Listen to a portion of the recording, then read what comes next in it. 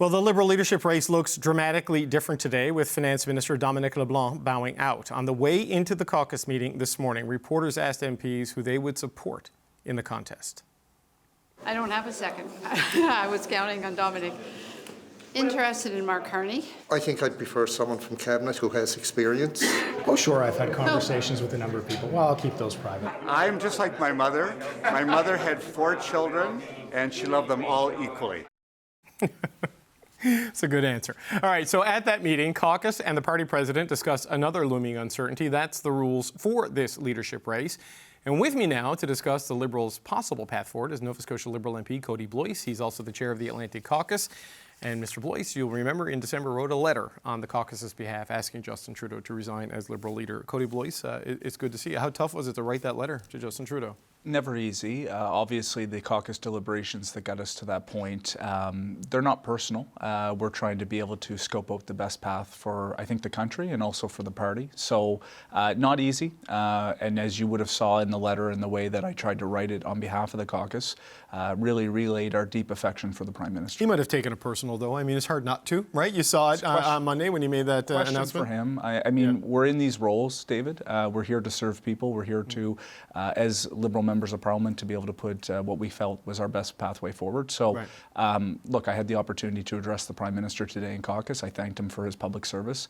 I thought he did a tremendous job during his press conference, showing dignity and humility. And I think ultimately he made the right decision. And now we have an opportunity to ask ourselves, what should the Liberal Party stand for in 2025? The very first public and loud manifestations of the issues that led to what the Prime Minister did on Monday started in the Atlantic Caucus. I think it is safe to say, right? McDonald and Wayne Long were the early adopters of this movement, and we're out there. Where is your caucus now in terms of what should happen next? And with Dominic LeBlanc bowing out, the Atlantic candidate, arguably, sure. Where does it go? Where do you go? Look, I would say our caucus is focused, and we had an opportunity to meet this morning, really on 2 things. You just had Premier Holt on the program. Canada US is a really important topic right now. I'm convening business leaders in my own riding on Friday to have this conversation. We have to be prepared if the President-elect chooses to move forward with that, because that would have major consequences, as the Premier mentioned.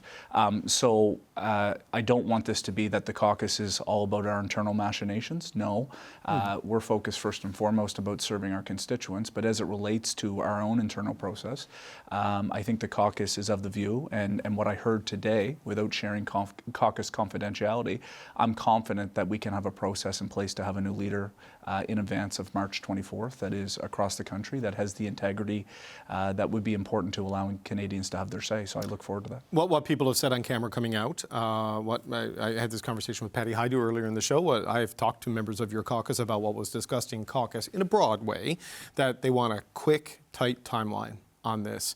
And they really want to make sure the voting rules are tightened up to avoid any kind of foreign interference. So maybe limiting things to permanent residents and Canadian citizens. Is that where you think the caucus consensus is on where the rules need to go? Absolutely. And on a personal level, I would say absolutely. In the fact that we are choosing a leader that not only becomes the leader of the Liberal Party, which is important, but the Prime Minister. And I think what I heard today from our leadership of the Liberal Party, Sachet Mera, along with Azam Ishmael, that we have a process and that there will be proper safeguards. So the message I want to send to Canadians at home is that we're very aware and live to that issue, and there'll be a proper process in place. A lot of people wanted to see Dominic LeBlanc get into this. And when he announced this morning that he was not going to run, I got a lot of messages of people who were devastated, disappointed, and just mad that he wasn't running. Not mad at him, but mad about the situation. How does Dom LeBlanc's decision not to get in affect this race, in your view?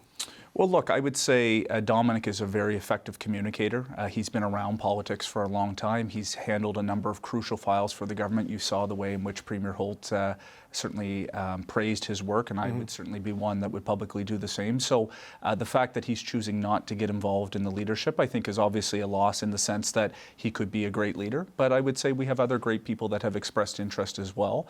The fact that Dominic has said that he wants to make this about protecting what is is a really important time on that file where he has been a pivotal player, I think is admirable. And certainly as an Atlantic Canadian, it would have been great to see someone from the region put their name forward, but I completely respect his decision. It seemed like he had a lot of caucus support, though. Would you agree with that? Maybe even a majority of caucus support, depending on some metrics and some assessments that MPs are laying out. How do you assess where he would have been? I mean, that would be for Dominic and the people that might have been around organizing. I'm not in a position to say. What I would say is he's respected in caucus, and certainly to the point that you said about messages you may be getting or some of the public pronouncements from some of our colleagues, I think is a testament to the fact that Dominic is a very capable colleague that I think could have certainly done well had he chose to go forward. But again, I completely respect his decision because he is in an extremely important portfolio at a time in this country where we have to be very focused on what comes next. Well, what's your sense, though, of where this has left the party, where this has left the government, where it's left the country, right? There is not a lot of runway to do a typical, traditional transition of leadership, so there's going to have to be compromises made. You're convening your business groups to talk about what to do with Donald Trump. Justin Trudeau's been forced out. He's being made fun of and insulted by Trump and his supporters in the U.S. I mean, where has this all left Canada at a time right now when so much is at stake? Look, I would say we have a duly elected Prime Minister, along with a functioning cabinet who is there to help serve. We will have members of Parliament across the country, even though Parliament is prorogued, who can still be able to bring ideas, to be able to advocate accordingly. And ultimately, we have a process now where we have very qualified people. Mark Carney, for example, someone who is a former governor of the Bank of Canada, governor of the Bank of England, someone like a Chrystia Freeland who has expressed interest, maybe a Francois-Philippe Champagne, Christy Clark, a former First Minister in this country. That is a testament to the Liberal Party. She took out a Conservative membership to vote for Jean Charest. Is that disqualifying? Can you lead the Liberal Party of Canada when you voted in the leadership race that put Pierre Poilievre in that job? I think that'll be ultimately a position that Liberals will have to make their decision. What about the Liberal MP? I'm not familiar enough with Christy Clark. What I would say is parties are fluid. So that will be something that she'll have to answer for, including if she wants to move forward. I'll probably suspect she'll be on your show at some point. I haven't received a call from Christy. What I would say as a First Minister, though, she certainly has acumen. And the point that I'm trying to make, David, is that I think it is a good thing for Canada and also the Liberal Party at this point in time that we have a process that can road test new ideas, that we can ask ourselves what the Liberal Party ought to stand for in a world that is constantly evolving, and particularly with what we're seeing south of our border, but also around the world. And I also think it'll be good because it's going to force Pierre Poilievre, I think, to also be accountable to what his ideas are. I couldn't really necessarily tell you perhaps what his ideas are at this point. I know he wants to cut public broadcasting. I know that he has berated our sitting Prime Minister at this point and really vilified. My God, if it's raining in King's Hants, Pierre Poilievre would suggest it was Justin Trudeau's fault. It is going to force, I think, at some point, Pierre Poilievre to actually put on the table what he stands for and what his vision for the country is. And it gives us a chance to be able to perhaps reset and also ask ourselves what we're going to stand for. Right, and so that's where I wanted to go with it next. Because on that point, right, there has been you're in Scott Bryson's old riding. Sure. I don't know if the way the party has gone is a party that Scott Bryson fits in right now, because he was a former blue, liberal, red Tory. You're very moved to the progressive side of the spectrum. And I don't say that as a criticism, being analytical there. And there is an argument that maybe you need to move back to the center, is what you're hearing more and more. And Mark Carney and Christy Clark certainly might represent that, and Christy Clark has argued that. What do you think? I mean, does it need to get back more to that sort of centrist tradition as a party that the Liberals were? I think this whole process, David, gives us an opportunity to ask a number of things. And one of the things I'll be asking the prospective leadership candidates are, what are you proud of what the government has accomplished that you'll stand by? And what are the things that you would differentiate yourself in terms of what you may have done different? Or now in the current context, 9 years in from when Prime Minister Trudeau won government, what would you do different now given the context that we're in? And I think that those are the really important questions that we get to ask. For example, I go back, there's going to be a lot of different things on the table, particularly if the Trump tariffs come to pass. This is going to be about economic sovereignty. Are we going to be there to help support our businesses? What is the vision to support farmers, for example? I have a lot of them in my riding of King's Hants. Are we going to be there to support Michelin? I have a big employer in my riding. They send a lot of tires to the United States. What are we going to do to be there? And if we are in the middle of that process, Pierre Poilievre, Jagmeet Singh, and our leadership contenders are going to have to say what is their vision for what they would do in the moment to meet. Should we have a public broadcaster in this country? I'm of the view that we should. I know I'm on a CBC show. I think we need to actually reform our public broadcaster. I think we need to get it focused back in the regions. I'm a rural member of Parliament. But that's a good debate that we ought to have. And I think, frankly, what Mr. Trudeau, his decision on Monday allows us to be able to focus on issues, and I think to be able to have a bit of a reset and really ask ourselves what type of Canada do we want in 2025 and the years ahead. I'm not going to argue with you about reforming and reshaping this company. I think you're onto something there, and as a guy who grew up in St. John's, I would like to see more focus on regional programming too. But look, just as a final point, like your question of what would you do differently, maybe if Jonathan Wilkinson runs, but do you think anybody is going to run for the leadership of your party and defend the carbon tax, given how you've all endorsed it as a policy, but it has just become such a problem, as you know, with forcing the carbon on home heating oil? Do you think it survives this leadership race? I don't want to prescribe. I don't have a crystal ball. I think what I would go back to is the point that I just made. There's a number of things that we can reevaluate, and this process gives us that opportunity. You know that I have been a very strong advocate to adjust the national price to be able to make it more equitable for rural Canada. Maybe on taxation as a whole, these are things that we have to look at. Maybe on fiscal policy, certainly Canada's role in the world. These are all on the table right now. But you're raising issues that seem to imply you want a more centrist Liberal Party. Look, I would identify more on the economic side, if you could. I've identified as a quote-unquote blue Liberal. But, look, at the end of the day, I think the Prime Minister has done some good things over the last 9 years, and one of my public opportunities to thank him for his service. This was the guy that helped renegotiate NAFTA and to ensure we protected continental free trade. He was there during the height of the pandemic and the uncharted waters that was a global pandemic. And certainly as the son of a truck driver and administrative assistant who came from a blue-collar family, his focus on policies like the Canada Child Benefit are things that drew me into the party. But look, I'm excited to be able to contribute into this process, to be able to ultimately, I'll support someone in the end. I haven't made that choice yet. But yeah, I think at the end of the day, how do we find a way to bring as many Canadians together so that they see the Liberal Party of Canada as the best vehicle to represent their interests? So just as the last question, because I've gone over time, does this put you in a position where you can credibly win the next election, or does this stave off what looked like an absolute disaster in the next election? David, we don't know what the next couple of weeks are looking like. Obviously, a lot of economic uncertainty if Trump were to move forward with what he's proposing, which, again, I would reiterate is bad for Canada, it's bad for the United States. I think with the leadership renewal, all things are on the table. I don't think we should necessarily be just saying we're trying to quote-unquote save the furniture. We don't know where the country's going to be in 2 or 3 months, but on the other side of this process, I think it gives us an opportunity to provide a real strong contrast to Pierre Poilievre, who I frankly think would have a bad agenda. I know I wear the red jersey. I certainly go to bed at night not agreeing with everything Tim Houston stands for example, in my province, but he doesn't scare me. Pierre Poilievre is a different type of conservatism that has existed in ridings like King's Hants, where there is a Tory tradition of progressive conservatism. Pierre Poilievre is a different type of conservative. Kody Blois, Atlantic Caucus Chair for the Liberals. Thank you for being here. Appreciate your time today, sir. Thank you. Well, Liberal MPs met for the first time today since Prime Minister Justin Trudeau announced that he will resign as leader and as Prime Minister. And several Liberal MPs weighed in on what they want to see from their new leader.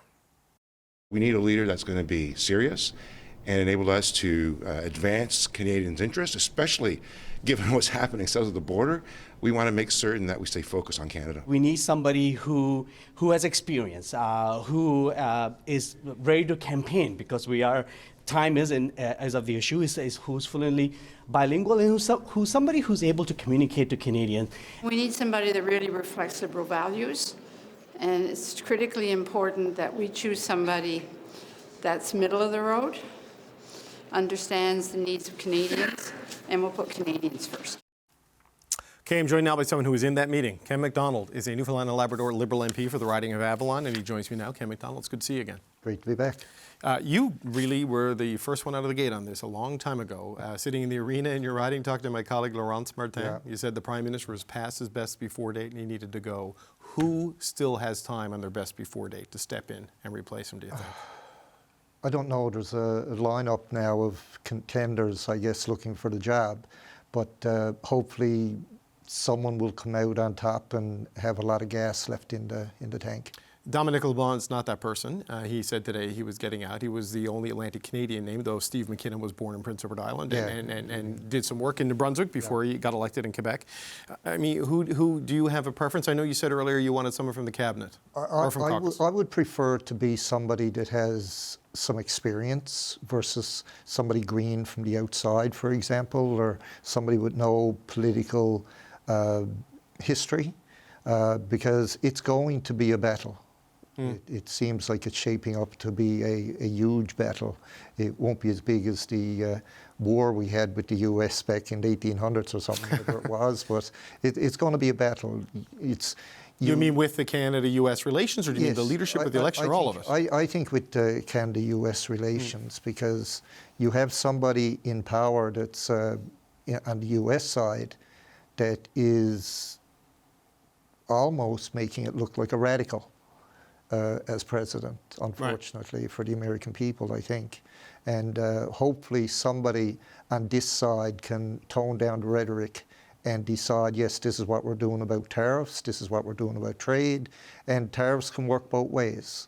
If they need our oil or our lumber or our auto parts, whatever, I mean, I guess as a government, we can say we're going to put tariffs on everything that you buy from us. Well, that's a tough fight to win, right? As the smaller economy, like 1/10 of the size. But just to come back, you say you want someone with experience. So obviously, you have Minister Champagne, Chrystia Freeland, Melanie Joly. These are people with experience inside cabinet. Mark Carney's never been elected, but he's run 2 central banks for 2 G7 countries, and in Britain it was through Brexit. So like that's experience. Christy Clark was a successful Premier of British Columbia, so that's experience. I mean, does that meet the bar for you? Is a guy like Mark Carney someone you'd think about, or does it need to be someone you think from the current Liberal government? I don't know if somebody that doesn't have political experience realizes what they're getting into. Because if you want to put your name on a ballot and put up your hand that you want to be that candidate, there's a lot to it after you get selected as the candidate. You have to deal with every issue, every phone call, every news media outlet that wants a piece of you. And you got to know how to handle that and handle it right. Or you have to deal with backbenchers who give interviews saying it's time for you to go, right? So, but like on that point, the point you had made when you were sort of you and then Wayne Long after you were the sort of the first people in the caucus to start this. You said like people were done and you needed a change. Where are you getting the change? Are you still done? Do you think there's a comeback path for you at this point? No, not for me. As a Liberal MP. No, you're not running again, but I mean the Liberal Party in this next election. I think it's a possibility. I don't want to see the Liberals almost annihilated, I guess, to nothing in the next election. If they can be even the official opposition at this point, I think would be a huge gain from where we are today. Is that in the range of outcomes now? I mean, look, I know there's a lot to consider. You don't know who the next leader is going to be, but your analysis has been that nothing was possible on the upside with Justin Trudeau should he stay. Just having him leave, does that raise the floor to that point? I think it can. Whether it do or not, that's up to the candidates that are looking to replace Justin Trudeau, and they're the ones that are going to have to drive the polling numbers up and get out there and meet the people face to face, shake their hands or pat them on the shoulder, whatever. But they got to get out and talk to Canadians and explain to Canadians how we're going to get through this mess, especially with the tariffs being imposed by the US. Yeah, but you and a lot of the MPs who went public saying that you needed leadership change said you were hearing it from your constituents, that even if they wanted to vote for you again, Sean Casey said this, Wayne Long has said this, it was never going to happen without a leadership change. What have you been hearing from the constituents of Avalon since Monday? Well, not much since Monday because I haven't been home much, but I will say that people, I go to church on Sunday, not every Sunday, but people come up to me and say, Ken, really appreciate everything you're doing for us, standing up for us, speaking up. I went to the drugstore, not this past Friday, but Friday before. My wife asked me to run down to the drugstore, pick up a couple of prescriptions that she had there waiting. And so I was there was 1 or 2 ahead of me, there was 1 or 2 behind me, and one lady said, Ken, everybody in town is talking about you. I said, I hope it's good. She said, it's absolutely fantastic. You're standing up for us, she said, and that's what we're talking about. Right, but you're not running for leader, right? So, No, how are they feeling about the next election? But I'm not running in the next election either. But my name may be on a ballot in the provincial election. Sure, and you may run for Andrew Furey because there's got to be an election by October there, unless it overlaps with the federal election that gets pushed to next year, and they may go earlier with this Churchill Falls deal. But I guess what I'm trying to figure out is, I was home over Christmas, I was in St. John's, and Liberals and others I was speaking with, like there's 7 seats there, you usually win most of them. Yes. There's a school of thought that if things didn't change, you might not win any of them. Oh, where do you think it is now? That likelihood Still there? is still there, I think. Still there. Yeah. So who do you think? Let's just focus in on the Atlantic region, because the Atlantic caucus of the party was kind of where a lot of this bubbled up. Yeah. I mean, LeBlanc seemed like an easy answer in terms of who might raise the floor in Eastern Canada. Who do you think it is, if it's not Dominic LeBlanc, that would appeal to the Atlantic voters? I don't know. For me, and people have asked me over the past weekend, being home and that, or a few days, and they were saying, like, who do you think will win the leadership? And I said, I don't know. I said, I don't know what Canadians are looking for. But I said, for me, I wouldn't mind seeing a female as a Prime Minister for a change. And let's see how that changes. Does that help tone down the rhetoric from Trump? I don't know, because he don't mind insulting women either, let alone countries or politicians. Right. So. Well, you'd have to deal with Trump, but you got to beat Polyev, really, which is based on this. Yeah. I mean, do you see a gender dynamic affecting how voters might view that particular election? Because he's a very pugilistic guy. Yeah. What's your sense there? I think a female Prime Minister, I think Canada is ready for a female Prime Minister, especially when you look at the list of names that people want to run for the position. You look at Chrystia Freeland, Melanie Jolie, Christy Clark, all well-seasoned politicians, and with a vision, obviously, that they'd like to bring forward as a leader. So I think if they put the right face on and the right ideas in front of Canadians, they could do a very good job of it. Well, look, I know you're not running again federally, though you would be running for a provincial Liberal party, should you make that move to provincial politics, but you're going to vote in this leadership, I'm assuming. I mean, where are you? Do you have someone in your mind that you want to get into this race, that you're ready to go? If you got, like James Maloney was sitting there yesterday, and he said, I'm on Chrystia Freeland to get in, and if she does, I'm with Chrystia Freeland. Where's your head at? I have talked to Chrystia Freeland, and I would say my hand would be, if I was marking an X for anyone on the ballot, right now it would probably be Chrystia Freeland. Do you think she can do it, even though she's so closely associated with the record of the Trudeau government as Deputy Prime Minister and Finance Minister? He kind of made that point. He put his arm around her on Monday, right? Metaphorically. Do you think that would be a detriment in the election, or do you think she could do it? I don't think it'd be a detriment, because a leader got to get out there and sell him or herself to the general public in Canada. And I think Chrystia Freeland could do that. Ken McDonald, we appreciate your candor and appreciate your time. I want to thank you. And good luck in wherever you do run, in whichever drugstore you go to next. All right, that's Ken McDonald, Liberal MP for Avalon from now.